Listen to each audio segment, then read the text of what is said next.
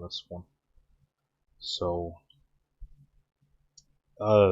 warning, there could be some spoilers. I don't know if there is or not.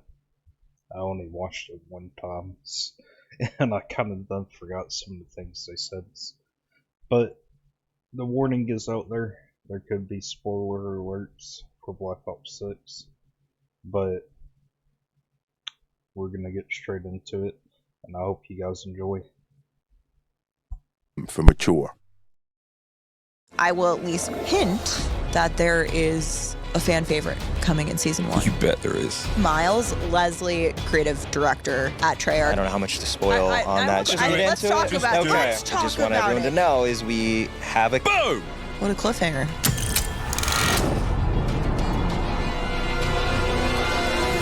Hello, folks, and welcome to episode 3 of the Call of Duty podcast, the official Call of Duty podcast, or the COD pod, if you will.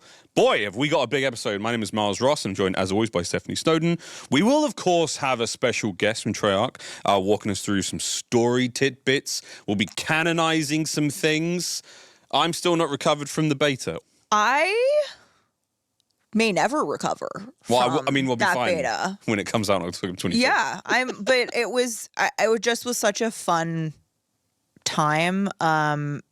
Last week we got a little taste of what Treyarch is focused on in terms of, you know, what we learned from beta, and you know, thank you to everyone that shared their experiences and their feedback in the data that we get from the open. All and, of it. You know, the weekends of All of multiplayer beta is so super important to shaping the game. And so the studio is super focused on, you know, adjusting some of those things for launch, and the road to launch is upon us. And it's so exciting. I can't wait.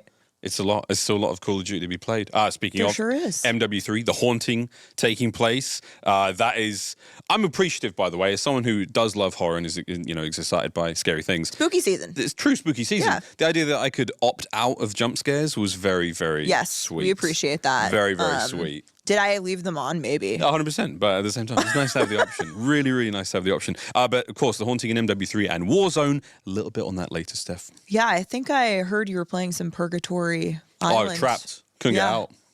Until they kicked me out after 2 hours. That is how it works. Yeah, that's how it works. But you get kicked out after 2 hours. But yeah, really cool sandbox mode. Again, more on that later. We're way ahead of ourselves, mate. We're excited. But I want to talk about spooky season because like I said, the haunting is upon us. Spooky season is here. And generally, as someone who works on Call of Duty, Halloween is like a no-go for me because it's like generally pretty close to launch. So I'm usually living in like a Call of Duty shaped hole in the ground instead of doing anything for Halloween.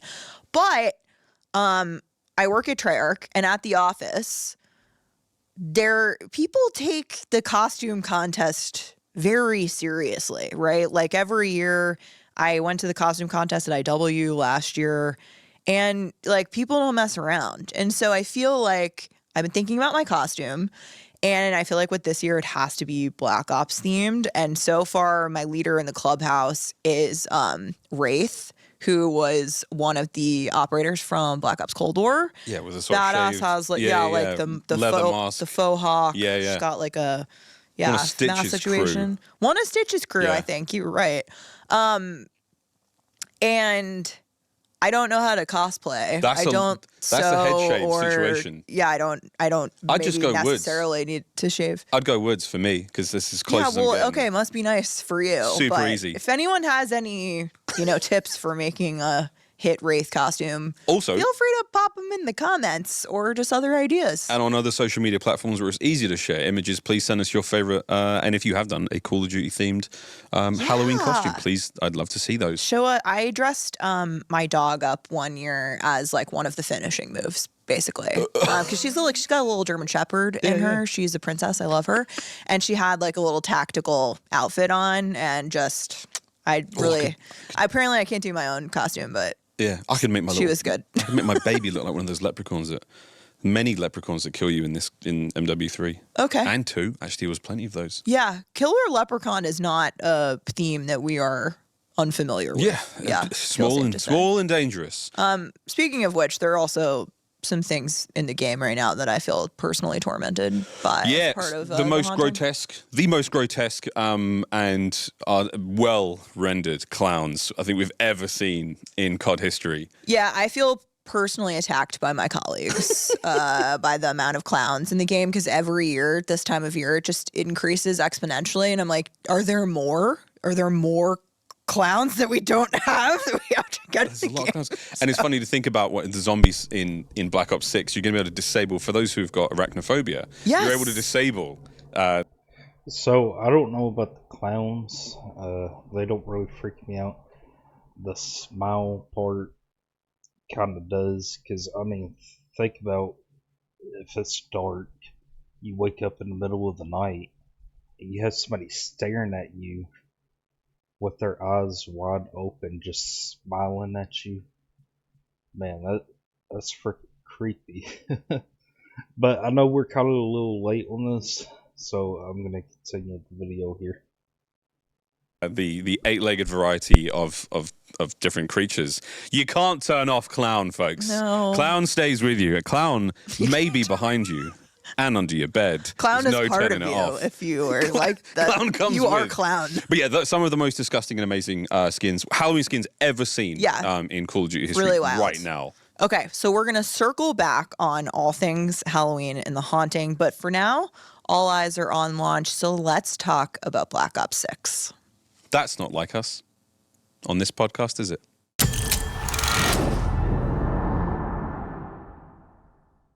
So as we look ahead to launch for Black Ops 6, which is October 25th, we're just about 2 weeks out, we want to spend some time circling back on the story. And that means story so far. We had an awesome video from the Call of Duty accounts this week, kind of recapping all of the goodness that's been in Black Ops of years past, and how that could play into the narrative for this game. And so we're thrilled to have Miles Leslie join us to talk shop and even maybe set the record straight on a few questions for Black Ops. Miles, you are the Associate Creative Director at Treyarch. I call you the lore master. Welcome to the COD pod. Jeez, that's a big role right there. There's a lot of us there. Thank you for having me. We are super excited to talk about Black Ops 6 and all things that have led to this moment, and also what Black Ops 6 is bringing to the table now in the world of Black Ops overall. So one thing that I hear you all at the studio and the awesome campaign team at Raven who are working on Black Ops 6 talk about, but really for you guys at Treyarch, like what makes a Black Ops game, and how do you, from a development standpoint, sort of look at the signature Black Ops? That's sort of like the catchphrase that we hear a lot. You know, what does that mean to you guys to distill down what a Black Ops game is? Yeah, it's super important when you start, like any Black Ops game, is really what are those defining pillars. Really, there's a lot of ways to call it the ingredients, but it is what makes Black Ops, signature Black Ops. And for us, these main things are, we call the invisible world, no rules, alone together, tough to crack, and last is becoming monsters.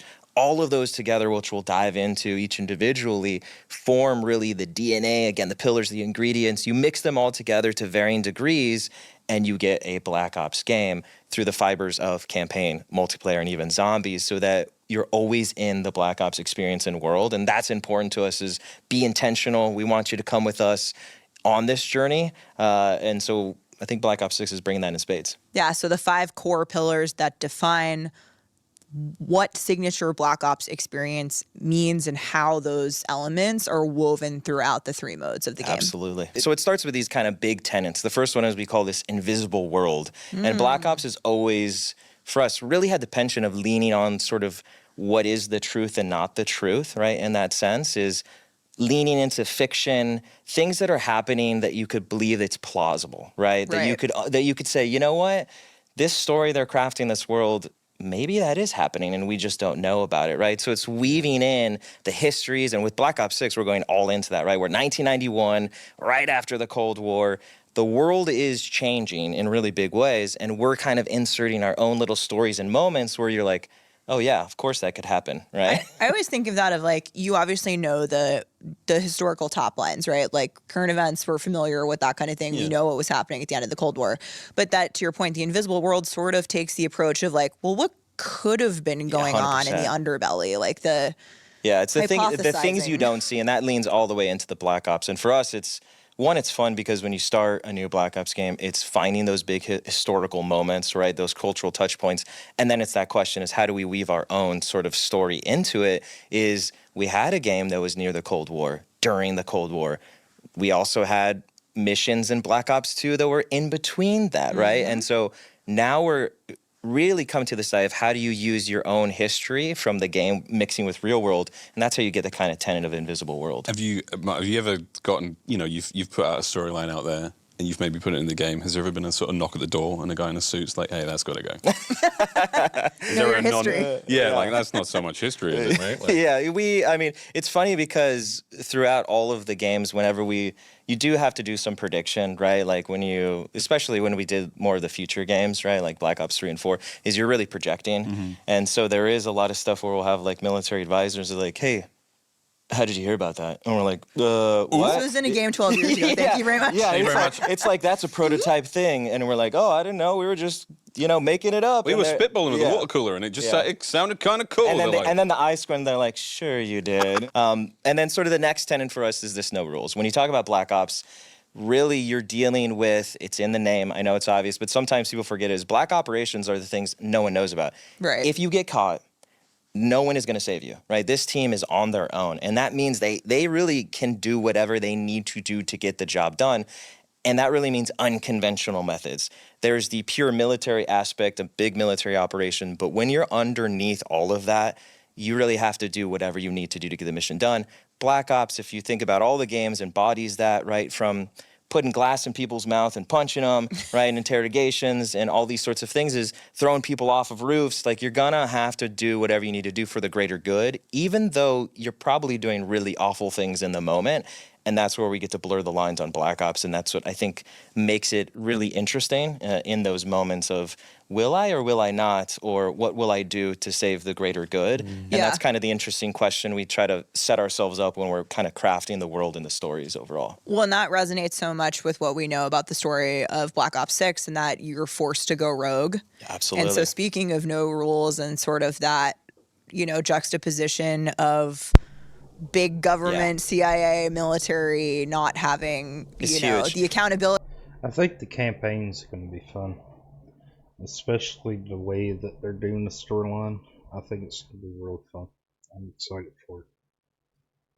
There when you're off the grid a little bit. This was a big one coming into Black Ops 6 is we've always been in the good graces. We've always gotten that blank check, right? You remember Ronald Reagan, give Mr. Adler whatever he needs, right? Yeah. It's like those moments are huge, but now you don't get the blank check anymore. And so to your point, we have to break the rules even more. Yeah. And this is really exciting for Black Ops 6 because you literally, with the Cold War, yesterday's enemies are now literally your allies, right? Yeah. Felix, one of the characters in the campaign, that's a dude you were hunting maybe months ago, right? Like, never would have worked together. Now you're forced to. Going into places like Avalon, dealing with the criminal underworld. Like, there's a lot of interesting characters and moments and locations and stories you can craft with that leans all the way into signature Black Ops, no rules. I think the next tenet, if I am correct, is the sort of like alone together or the lone wolf nature of Black Ops and what that means for you both as a player, but how, the playable characters relate to the rest of the characters in the world. Yeah, this is another huge one. You think Black Ops is like, they know they need to work as a team, right? And you have highly elite operators that are really good at doing these things. But at the end of the day, this sort of alone together is, it really comes down to the individual about having to save the day. And that means even questioning the person next to you. You think about the relationships between that we've had in the past of Woods and Hudson. Right. They may not have liked each other, but they knew that they had to get the job done and they'll come together. Or Adler and Woods and all these characters. There's a lot of relationship between that we can really push on, but at the end of the day, they're gonna have to rely only on themselves. And so that's why this alone together comes from, is a banding together to do the greater good, but each individual at the end of the day, they might have to do awful things to the person next to them. That's all the way Black Ops, because again, it's you really can't trust anyone. That's you know, what I was gonna say. yeah. Is like, to me, it comes down to It trust. does, It's like at the yeah. end of the day, you only have yourself You- in Black Ops. It's 100%. the only person you can count on. I screamed at the end of Yeah. Cold War when I was my character Bell. I was like, I did the right thing. I and did then not do the right thing. Let the record show. I thought I did the right thing, and and Adler, he took me out to a But- nice place, and he put one in me. I'm like, okay, thanks, brother. I think we're going to talk about that in a little bit here because I think I be certainly able to- have some questions. That's fine. We'll get into it. Yeah. And we'll get into it. The next thing on that is sort of ingredient is this sort of tough to crack, right? And our operators, again, throughout all the games, but even if you just look at Black Ops 6, is they're dealing with a lot. Like, these are grizzled specialists of war that are going behind enemy lines, dealing with really the unsavory of the world. And that does have to weigh on a person's soul. And so when you're meeting characters like Wood specifically, like for Got a Black little- Ops 6, Got some baggage. he's coming in, and this was really key to us, is like he's coming in and he's lost his best friend, Mason. He's been kneecapped himself, right? Hudson is gone. Like, his world is drastically changed. And when you talk about this tough to crack, is he knows he still has to keep going, right? Adler and himself in his own sort of like, where is he? What is he doing, right? Like, Because we don't know what he's up to in Black Ops 6, right? when we come in, he's kind of been off sort of radar, and CIA is kind of looking for him. Is again, it's this tough to crack. Is they know for the greater good they have to keep going, even though they're really seeing awful things, and again, doing those things, it has a toll on each of them, but they kind of have to push through, and we put the players in that position so they can kind of feel that as well and have those moments, which is exciting. And I've talked about kind of the last pillar a few times because it's one of my favorites, and that's obviously I just said I picked the bad ending at the end of Cold Yeah, this is all making a lot of sense. Way now. more sense. Yeah, go ahead. Go Yeah, ahead. so the last sort of key ingredient is becoming the monster, right? Is it really embodies our sort of heroes, and again, the lines blur on this, is they're kind of have to use the same techniques that the enemies are using. And if the enemies are using them, is it good? Is it bad? And this is where you have that sort of moral ambiguity of like what is right and what is wrong. And Black Ops, we've always been on the edge of that, again, for the greater good. But if the bad guys and good guys are doing the same thing, is it good? For the end of cause, like those are sort of the questions we ask ourselves, and that's the gray area that we really lean into. And Black Ops 6 has a lot of that. Right. You're going rogue now. What does that mean if it's really only you and you're back against the wall and you're questioning everyone and not trusting anyone and really going to those enemies and people you wouldn't work through? There's something interesting about sort of using the techniques of the enemy as well to fight really the CIA machine that made you. That's also super interesting, is they made you a monster, but now you have to become more than the monster that they made you. Yeah, which is level sort of the playing interesting. field. 100%. That's cool. Yeah. That's very, very cool. Grey Ops, am I right, folks? Nothing's that black and I white. thought we weren't going to announce the next time. No, I'm just kidding. But okay, we have the ingredients now. What makes the signature Black Ops experience story-wise? Let's sort of rewind a little bit chronologically, literally, to the previous game, to Cold War, before we get into where Black Ops 6 is. So, Black Ops Cold War.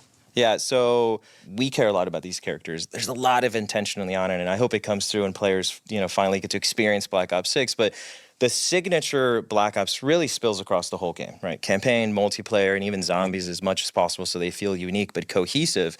And then when you talk about those past games in Cold Wars, we met, right? That was the first time we brought Adler in, but he felt like he had always been around in the shadows, right? He felt like he had always worked with Hudson and Mason and Woods, right, to get these things done. And that was intentional so that we can expand sort of the roster of heroes and characters that we can bring forward. We ended in an interesting place when you talk about that game. I don't know how much to spoil on that. Should we just get into it? Let's talk about it. Okay. So one thing we've seen a lot of people talking about, there are obviously two endings in Black Ops Cold War. Miles and I chose, light and dark over here. I love that. We chose one and the other. But one thing we've seen people talking about in the community is that from playing the Black Ops 6 multiplayer beta, we know that Helen Park, fan favorite in the Black Ops world, is an operator. Yeah. In Alive the game. and kicking. She's alive and kicking. She's back. She's alive. So that we confirming she is alive. Yeah. We want to talk to you a little bit about 100%. how that shuffled. So when you talk about canon of Cold War, right? It's like, Adler put a bullet in Bell, right, in that sense. And this goes to those tenets of becoming monster and using those tools is Bell was kind of just a tool, a means to an end, which is really tough to stomach, especially because we put the player in that position. Right. But the greater good needed it, right? It was a sacrifice in Adler's speech where it's like, you did good, kid, but this is the end of the road where your journey kind of ends. And that embodies that Black Ops. So yeah, hey, they saved the day at the cost of some things. And then the really cool thing that we really started with Cold War is like the post-launch storytelling. That story. Yeah, so the live seasons, and especially in Warzone, I wanted to ask you about that. Like, how do you guys look at that? Is that canon? Is that, how does it all work Yeah, out? so we were trying some new things in post-launch, and to us that So I want y'all to put in the chat what you're excited about Black Ops 6, what y'all getting with to play. I want to know. post-launch story that we did on Cold War is canon when we introduced Stitch, who's an amazing character, and his connection to Adler and Rebirth Island. And again, it goes to, we really try to weave through that. You were like, yeah, of course Stitch was always around, and of course he helped make Nova 6. So that's canon to us, that we can, again, creating characters and moments to come back to in interesting ways and weave story and expand the universe for players so that they can really feel like they're coming back to this place. But with Black Ops 6, it was like bring something new, but kind of pull those old tenets. So we're after the Cold War, right? If you followed the post-launch story, Adler kind of was ending in a bad place, and so he's kind of gone off, which is pretty interesting overall. But it also ties to even more, right? Beyond Black Ops, Cold War is Black Ops 2. We were in the 80s. You got the flashback Yes. from that point. Yes, 100%. There's a lot of interesting stuff there. I mean, this is. I hit a big story recap video because Black Ops 1 was a long time ago. I've got a lot of homework here. Please don't remind me. I know. Sorry, Miles. I went back in time and I checked it You all worked out. on Black Ops 1. I did. I have worked. I have been a Treyarch since World at War, and so it's about 16 years. And you think about again, for me, it all blurs together that it feels like it just happened, even though in dev years it was a million years ago. But it's like kind of remembering those things is like, if you think about, we've started this connectivity since World at War. You met Reznov, and then he was in BO1 in a new way, and then Mason and all these things. So it's always been in our blood and DNA to connect the stories, but still have them stand on their own. That's and really Black cool. Ops 2 does that with Black Ops 6. That's really cool. So yeah, so we've covered Cold War, and we can say now is that official canon that Bell dies. Yeah. And that's that. I reached for my controller, by the way. I thought I was done. I put it down. I was like, this was great. And then he pulled out his pistol. I was like, wait a minute. Yeah. Reached for the controller. And I was like, well, okay, that was good. Don't you dare. I was like, do I have to replay that? Can I survive? No, but it was great. Okay, so we've had Cold War now. Yeah, going to Black Ops 2. Yeah, Black Ops 2. So it was half of it's 2025, which we have to talk about as well, in some sense. Which is important because it's, we have the 2025 storyline in Black Ops 2. We've got the 1980s flashbacks. And then, interestingly, Black Ops 6 comes in the middle of those two things. The entirety of Black Ops 6 is set in 1991. So him saying it like that, I'm more convinced that we're basically going to get like a remaster of Black Ops 2. Because we all know that the Call of Duty that's supposed to come out next year is supposed to be Call of Duty 2025, which is basically in the Black Ops 2 era. So it's, I think 3 years after Yep. the events in Panama. Yes, so Correct? big moment in Panama for those that know, right? Black Ops 2. And this is where we can say, and we're canonizing, this is where Woods killed Mason. He was tricked into killing his best friend Mason by, Raul Menendez, who kind of set up all this stuff in Panama. Huge moment, right? Woods is then again dealing with that. And again, it was really important for us to go back is Woods has always been really a hard-ass badass that is just, he's a really cool character because he's that, and he's kind of this, he's like the grumpy uncle, he's an asshole, but, it's like he still gets the job done. And so now you're coming to him in a different place. He lost his best friend. He killed by being tricked. He witnessed Hudson sacrifice himself in front of him, right, to save not only him, but David Mason, as well. And then he gets kneecapped, means he will never be able to be the same operator that he was before. We're coming into Black Ops 6 where he's had a few years to try to digest that, but that's a huge change. And now it's really interesting for us to come back to that character. You guys have really put him through the ringer. Yeah, well, welcome to Black Well, Ops, and he was baby. in the shipping container, for, Tortured. for He how was there, That was. yeah. I remember that scene when he opened. I was like, "Wow, Woods has lost a lot of weight. Yeah, This is bad." It's so when you talk about Black Ops 6, and this is what we've started to do, and we can't talk about all of it, right? Yeah. Is there's a lot of endings in Black Ops 2, and we went back, and if you do the 80s missions and 2025 is we ourselves need to canonize things. So here's the big moment in the podcast, folks. We're talking about which of the endings in Yes. Black Ops 2, what really happened at the end of Black Ops 2 in terms of canon. And Yeah, we get so- to hear it straight from Trevor. So with Mason dead, we can't give it all away just yet, but obviously with Mason dead, that tells you a lot about Yep. which ending might have been canon. But I just want everyone to know is we have a canon ending. We're weaving through who survived and who didn't, and you might see them at some point in the future in different ways. Interesting. Yeah. An interesting Can't give it little all away. tidbit Can't give there. it all away. No. Yeah, and I believe that's going to be next year because, like I said, I believe they're coming out with Call of Duty 2025, which is basically like a remastered of Black Ops 2.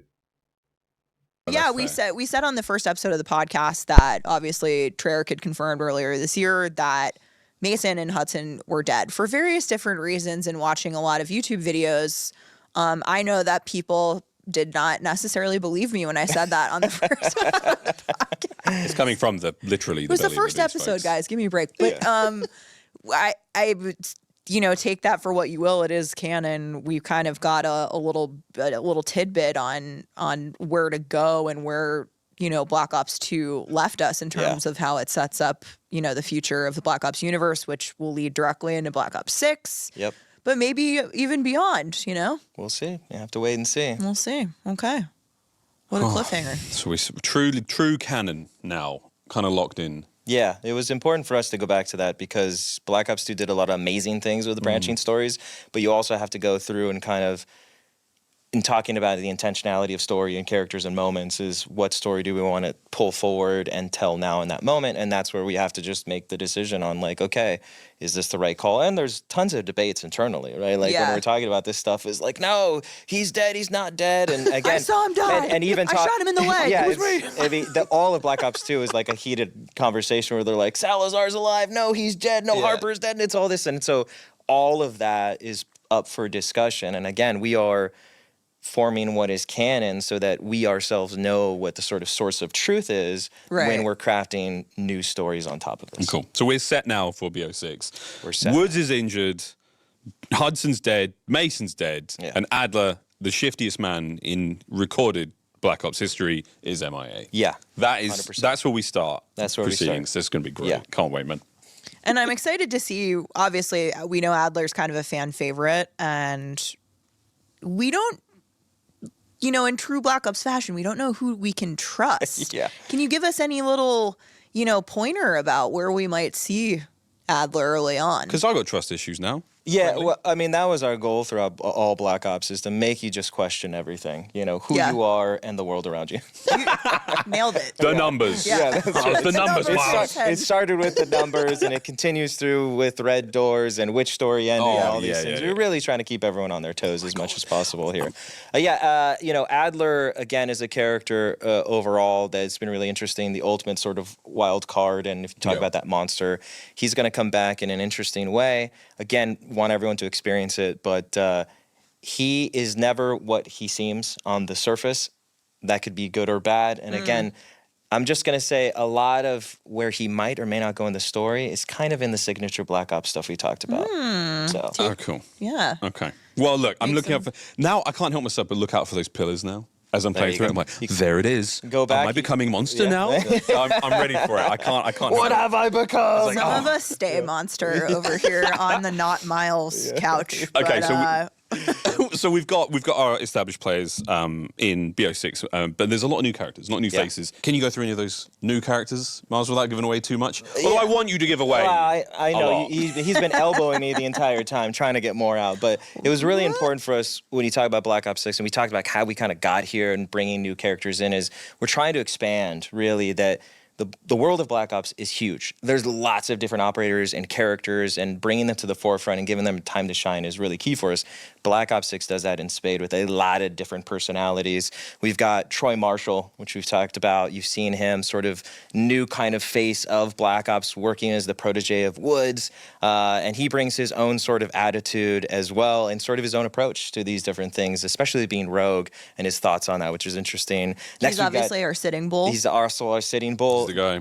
100%. And then we have Sev, who is an awesome character. We call her the master of disguise. She brings her own personality to it. She grew up on the streets of Avalon, was brought in by the guild, one of these crime factions. And she's really, you never really know if she's in it for herself or is she there to really help the Black Ops team. And that's what we want, right? We want that sort of, I don't know who I can trust, but in this moment we have a singular thing to do. You scratch my back, I'll scratch yours. There's a really unique relationship with Sev, and I think she's an awesome brand new character. I think I'm on fans are really record gonna as love it. a Sev stan. Yeah, early on. she's So, awesome. You're gonna get to see her in the campaign, and then maybe what else she's up to later on. We'll see. And then we've got Felix, who is, yesterday's enemy, is really today's sort of kind of ally in that sense. And he brings, again, his own sort of personality and character and his own really ways of dealing with things now that it was on the other side. The Woods and him had a very unique relationship during the Cold War, now or after, and they're rogue. So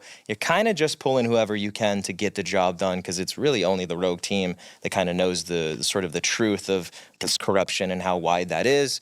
And then we've got Jane Harrow, who is the CIA specialist, on the sort of still on the inside helping the team. She really wants to protect the USA. I think she's going to be more involved in this campaign than we realize. At all costs. And so she's going to work with the team in a lot of interesting ways, and the story is going to weave that through. And really, how does she help the rogue team and help sort of uncover really what's going on is really the heart of that sort of conspiracy in the campaign. And then how does that spill out, again, through those signature pillars throughout the rest of the game? I'm just waiting for the people being like, is this Sev? Was Sev in this scene the whole time? Is this Sev behind? Is that Sev in the backdrop? Is that Sev there? Yeah. Master of Disguise. Could be anywhere. Could folks. be anyone. That's I mean, right. you can have a lot of fun with that, just in terms of, I think people are going to see that in the campaign and how, what she's what she's up is to. it the but- replacer or is it Sev? Yeah. That's her on the horse Yeah, behind that's you. Right behind us. That's her on horse. For those listening, a very important thing to know that there is a an portrait Epic, of the replacer on a horse behind Renaissance us. Yeah. style That's painting of the replacer. I'm on now a thinking horse. about, are we going to see folks looking for Stitch in old Black Ops games? Like, that has to be him. That's got to be the guy, right? He's wearing a mask, but that could be him. It's funny because when we crafted him and we went back to Rebirth Island, and that's when Rebirth came out and all this sort of stuff, is we wanted to feel exactly that, where he's part of the there. foundation. Yeah. He was there, So we've tried to cleverly kind of put those things in. So we've said it several times throughout the podcast, but it's Black Ops. You don't know who you can trust. And sometimes you don't even know what's real. I think sometimes Black Ops takes that the step further to say, is this something? Is it nothing? Very Am I mind-bending, seeing yeah. it? Am I we tripping? lean into Yeah. the mind effery, if you Yes. will, is something very on brand. But I want to talk to you kind of about the big bad, because as we look at the story so far for Black Ops, as we look to set up Black Ops 6, we kind of get this sense that there might be a larger force at work. Yeah. Obviously, you've been forced to go rogue. You're being hunted by the machine that's made you. So can you tell us a little bit about sort of what that bigger sort of presence might be that's sort of forcing some of these events into action? Yeah, so when we talk about, and we talked about Pantheon as sort of this name that our sort of rogue team has heard and whispers within the CIA and intelligence community, is this Pantheon group is really infiltrated themselves within the CIA in some way, but we don't know what degree. So we don't Right. know who to trust, who to not trust, who is working for them, who is not. They really have fingers everywhere and the tentacles out in this sort of spy network, since they are sort of ingrained in it. And what that means is they have the same tools as you. And now that you're rogue, they're using it against you. And how do you unravel that from the outside is really the interesting thing Right. when no one trusts you because you're rogue, but they have all the tools on the inside and they have all the allies and they have everyone else on their side. It's an uphill battle. And that's really what the rogue team is going to kind of experience throughout Black Ops 6. And I don't want to give it too much away, but Pantheon has their own set of goals, and we're kind of have they been in the shadows all along, right? You're going to figure it out. What other sort of things have they had their fingers in?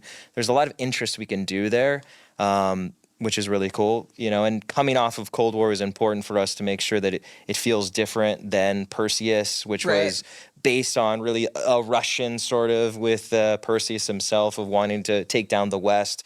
This is different because it's coming from within inside. Yeah, not the same organization. It's not. It's totally different, right? Totally And this is coming from inside using those intelligence agencies. So there's something more lethal about it because the enemy's not in front of you. The enemy can be behind you on all sides. You don't know who's pulling the strings either. There's a lot of intrigue there and a lot of different ways we can take it.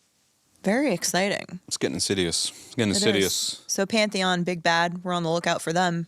They might already be in the room. Oh. Yeah, that's right. Be careful. I'm scared. You should be. I'm excited. Yeah. I'm a day one campaign. I've said this. I'm going to say this every episode, but this is one of the most, I'm so excited. October 25th, when this comes out, we're like 2 weeks away. Let's go. And so we can't wait. Everyone at the studio is super hard at work. But one other quick thing I want to touch on behalf of Treyarch, since we have 2 miles here, is that, Miles Leslie, you and I were up on stage at Call of Duty Next, which feels like 7 years ago now, but was actually like maybe... Woman, you talk too much. You need to be quiet and let's talk Black Ops 6. a month ago. Maybe. Or 2, something like that. And... It all blurs together. It does, especially with beta. But we got to reveal Area 99, which is, of course, the new Resurgence map coming to Warzone later this year in Season 1, which was super exciting. And you got to take us through Area 99, which is the birthplace of Nuketown. Yes. So we've got a lot of questions from the community out there about Nuketown. Yeah. So I'm wondering if you want to set the record straight for us a little bit. Yeah, for sure. So, we love, I don't want to say mess with the community, but we love to set things up for them. And they really have kind of leaned in. There's a lot of chatter about Nuketown. We teased it. We teased it, yeah. We did tease it. And the way we kind of approached this is we wanted to kind of have a suite of sort of Nuketown experiences. That doesn't mean it's the same, but we wanted to kind of expand upon what players love about it. So Area 99 and Resurgence and bringing sort of Black Ops and Nuketown to sort of the Warzone side and the birthplace of that. Warhead, that is not Nuketown. But what's really cool is it's an old, again, if you imagine Area 99's making Nuketowns. It's on Many Nuketowns. Many Nuketowns. So it could be a Nuketown, but it's not the 100%. Nuketown. So they're transporting, this stuff back in the 1960s. And when Area 99 starts to evacuate, this transportation of Nuketown and all of its sort of goodies falls into the desert. And so it is now left to the waste. So you get to play in all of the different bits of Nuketown in various different ways because really the desert is taking it back over. And so that was really fun for us to experience Nuketown in a different way. So that's Warhead. It's not a destroyed version of the Nuketown that we know and love, but it is a Nuketown. It is that's a Nuketown. Been swallowed up. And then, of course, I can confirm that Nuketown is coming. It wouldn't be a Black Ops game. It wouldn't be of course. Without Nuketown. Yeah, Nuketown. Who imagined that there'd be a Black Ops game without Nuketown? Yeah, no one. At what point did anyone think, oh yeah? I knew it was returning. I said a couple streams back that it was going to, and it looks like it might come November 1st. So we're gonna have to wait till the 1st before it comes. It kind of looks like the Black Ops 2 version, but I doubt that it's gonna be that version. Yeah, they won't. Nah, they've already done that. So. No, we're super excited, and again, there's been some teases out there. I know the community's talking about Nuketown's going to come. It's going to be absolutely amazing. It fits directly into Black Ops 6, but it also fits into this, again, the Sweden sort of catalog of all of the sort of different Nuketown adjacent, the Nuketown family of fun, basically. The Nukeverse. Yeah, the Nukeverse. Yes, that's right. Yeah, there you go. We'll workshop that. Thank goodness we have a creative director here. Yeah. Well, we definitely need that. But there's no sort of bad ideas, just ones we're not ready to work on yet. Scathing. So, I need more coffee. Yeah. Anyway, Nuketown is confirmed to be coming to Black Ops 6. shortly after launch. Shortly after launch, we're super excited. Fans are actually going to love it. Well, not only is it Nuketown and all the gameplay you know and love, but it absolutely looks amazing. We'll get to that. You know, Yeah, we get to kind of like hypothesize. hypothesize. Yes. I mean, is 100%. it going to be a little? It's got to be a little 90s, or is it more? Are we more sort of? Don't Can I answer ask? that. So it's definitely. Shut up! The Miles, Get out of town! Okay. What I wish we could Get out of do, Nuketown. I wish Miles secrets. I wish I could hold here my happening. hand and a little Archie Adam would pop up and he could Yeah. tell you what it is. We got to get an Archie for the set. But Archie's Also, I busy. feel like that's enough. He's busy back at the studio trying to finish the game. So Yeah. we got him working too. Well, so he can't. We can't got the help. replacer Yeah. to fill in for you at the Yes, studio that's today right, to do the yeah. podcast. And we Chaos. sent Archie. Yeah, he's still working. Packing That's to do right. some work. Yes. So Nuketown's coming soon, It's folks. coming. Stay tuned. Mm-hmm. We'll have more for that, more about that soon. And honestly, I can't wait to see what this version looks like. You already know. Don't tell me. I don't want it spoiled. Yeah. And Shocking. we'll see you for the launch of Black Ops 6 on Let's do October it. We're 25th. super excited. Miles, thank you so much. Yeah, thanks for having me. For This is being here. really exciting to be able to dive into all of this for all of the fans. I feel like you guys are going to do Trust Falls after this. 'Cause We did now it you before. That's how we warmed Oh, up. good. Yeah. Great. I'll go outside. Thanks, Steph.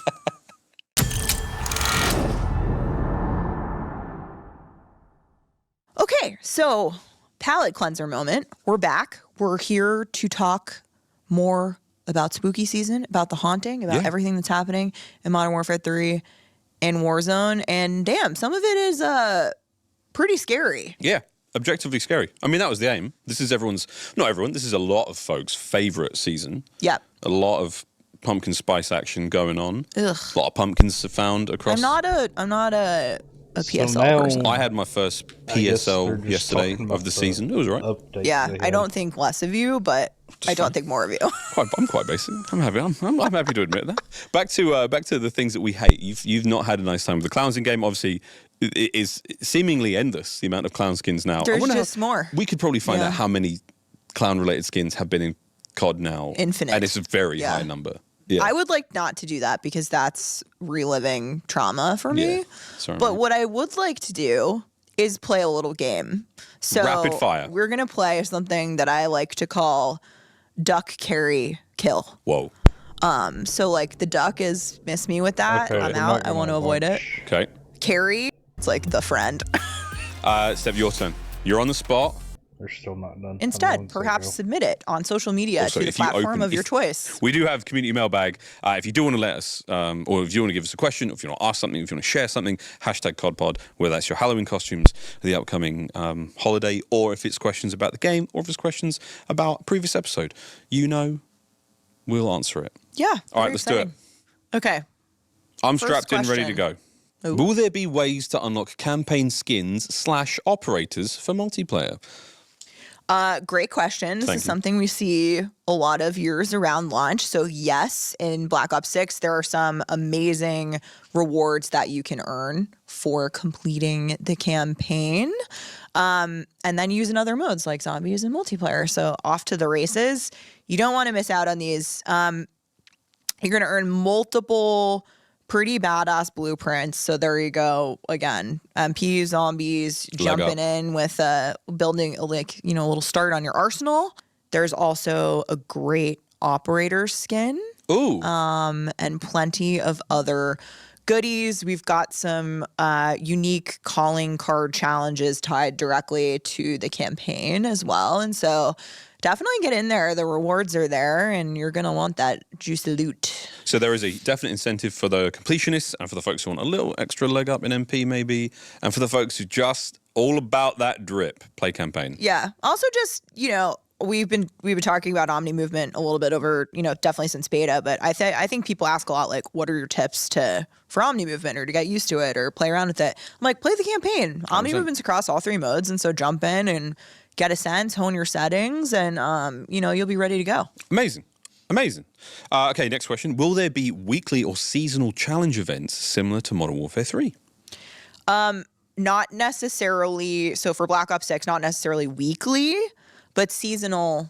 Yes. So there will Sick. be seasonal event challenges. And speaking of rewards, the studio team is planning on working on something very, very cool that unlocks for these that you'll see in game throughout the year. So I'm not going to say exactly what those are, but I'll leave you with a little.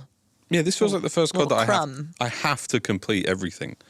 And then there's the Dark Ops. I'm cursed with like completionist I get disease. Yeah, I get that. I totally get It's that. like I always take it a step too far. So don't be like me. But no, good. I also get really awesome. big FOMO when I see something that was a limited time or a limited event skin that you can only get. I get real FOMO with that sort of thing. Yeah, I have that right now with some of the haunting challenges. Yeah, I've been collecting all that candy. I'm stinging a little bit. I need more candy. Next question. Mm-hmm. Any chance we can hear anything about party modes on one of the next #CODPod podcasts? Black Ops does a really good party mode, Steph. Tell us more. I was excited. Okay, so at Call of Duty Next, and I think even on our last episode of the podcast, the Treyarch team confirmed that Infected, as part of spooky season, since it's right around launch, will be coming to Black Ops 6 shortly after launch. So look for it in the. I'm hoping to see gun game and prop hunt and sticks and stones and that type of stuff in the party modes. I hope they bring all that stuff back. The Halloween window. The spook continues from MW3 straight into BO6. Yeah, that's cool. I mean, don't doubt it. We're feeling seasonal, and then so that's Infected. But obviously, Treyarch loves party modes. We here at Call of Duty, we all have party modes. We know players like to party in modes, so of course you can expect more throughout the live seasons, post-launch, and I will at least hint that there is a fan favorite coming in season 1. You bet there is. But that's all I'm going to say. You bet there is. Okay, cool. Well, we're going to put a pin in that and deal with that later. But next question. We're getting a lot of zombies love, especially after the last episode. Thanks, everyone, for the questions and the comments and all that. Has the zombies team made any changes to Liberty Falls since we first saw it at COD Next? Yes. Short answer, yes. Next question. The Liberty Falls that everyone saw at Call of Duty Next was work in progress, right? That map was still months away at the time from launch. And so the Zombies team has continued to iterate on Liberty Falls since then. And the visual tone and sort of the look and feel are now a bit moodier. Cool. Than what people saw in the work in progress version Call of Duty Next. So that's very exciting.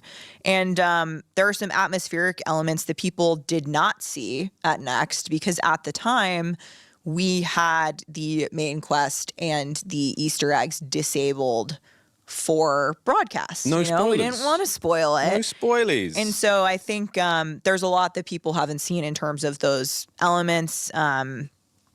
And something to look forward to for launch. Kevin Drew talked about this a little bit next with our 2 launch maps. So Liberty Falls is intended to be sort of a smaller, more casual, so you can just jump right in, compared to Terminus, which is one of the biggest round-based zombies maps that Treyarch has ever made.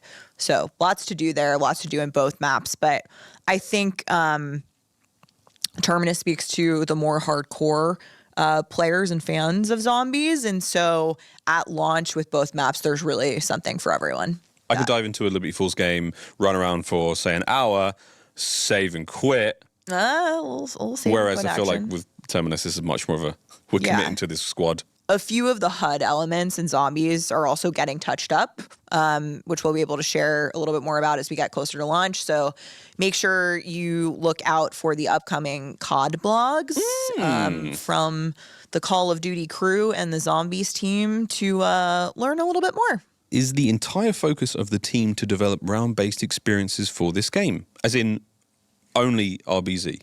Yes.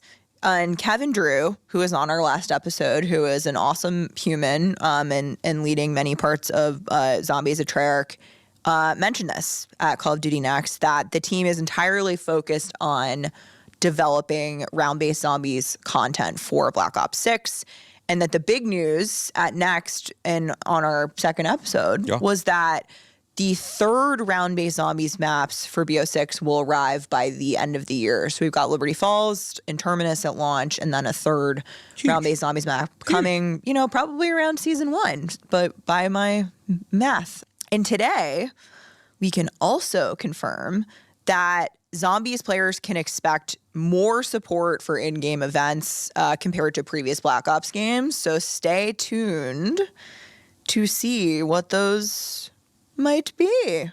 Final question here from the mailbag. Will Kevin Sherwood's Easter egg songs be returning in Zombies? Also known as the GOAT. Nice. Short answer, again, yes. Kevin Sherwood is back, and he is writing some incredible, amazing original songs for Zombies, and players will be able to discover 2 of them at launch. So again, 1 for each map with Terminus Island and Liberty Falls. I have heard the songs for both of them, and they are ducking epic. They will be in the carry section of Duck, Carry, Kill. Yes. For the foreseeable future. But Hard also, carry. I think for now, for most folks, it's, okay, cool, I want to hear these songs for previous games. And again, for the first time you jump into Zombies, do your homework, have a listen to Kevin Sherwood's work, because they're quite literally epic. Damned on repeat until October 25th and beyond. So get exciting, have fun hunting for those at launch. Never been good at that. I've always let other people find them first, and then I get to experience them at my own pace. But this is going to be a ton of fun. We have so much. And of course, we'll be signing off until our next episode before launch, and then it will be upon us. And then hopefully, we'll be back to talk about season 1. Oh. Some juicy stuff that we have cooking and kind of what's ahead for Black Ops 6. And so this is such it's my favorite time of year, like the energy around launch at the studio. Everyone's working hard, but it's just, it can be electric, and just finally seeing people log on and play and live in that world feels so rewarding, for folks who have been working really hard in this game for years. And I can't wait. Yeah. I can't wait. A lot of love in this building for Call of Duty and, of course, for Black Ops 6, which October 25th, if you haven't pre-ordered, just do it. Just do it. You get the wood skin right now. There's actually 3 variants of those you can get. But again, thanks, Steph, for another banger. Thanks to Miles Leslie for coming Thanks, on, Miles. talking And also about. Miles. Yeah, thanks to Miles. Yeah. Yeah, thanks, Miles. Hey, You're we welcome, only Miles. have 1 mug now because the rest have gone missing. Would you like to share with the class any news? I've got one. I will bring You've my got one? I will bring my mug. Yeah, I got one. Yeah, I have one. In the great Black Ops 6 mug heist of 2024, I managed to get one out of it. I'll bring it in for the next episode so we can have a mug each. But until then, we'll buy one from the COD store because they're now available for sale, right? They sure are. You can find them on the COD shop. So we'll said be COD store. ordering our own mugs, but I'm hoping that maybe next episode we're in holiday season versus spooky season, and I can for Christmas get the crew COD Pod Squad mugs. That would go great under the tree. But really, thanks again, folks, for everyone who's been watching wherever you are watching or listening. I've been Miles. He was also Miles. And you've been Steph. Like and subscribe wherever you get your podcasts. Yeah, and also, we'll see you on Black Ops 6, October 25th. Rain in the fire, rain in the fire. What the heck was that? Alright, guys, so we have a lot going on for next week, because like I said last stream, that next week we are going to do some gameplay, but we're going to go a lot over Black Ops 6 about everything and stuff like that to get ready for October 25th. And if you're not already following and you keep tuning in, just make sure to leave a follow. Also go check out my Kick, because start a Kick channel. I'm going to start uploading some on there. Don't forget my sponsor, Running Factor 75.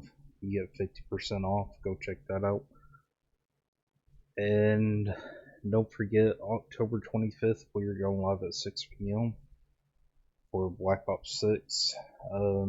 Like I've been saying every stream, that we might stream Black Ops 6 twice that day, because I might do a stream earlier than 6 p.m., but just in case, if you don't catch me in time, I'm still going to be going live at 6 p.m. and every Saturday. Once Black Ops 6 comes out, we're going to be doing the campaign every Saturday.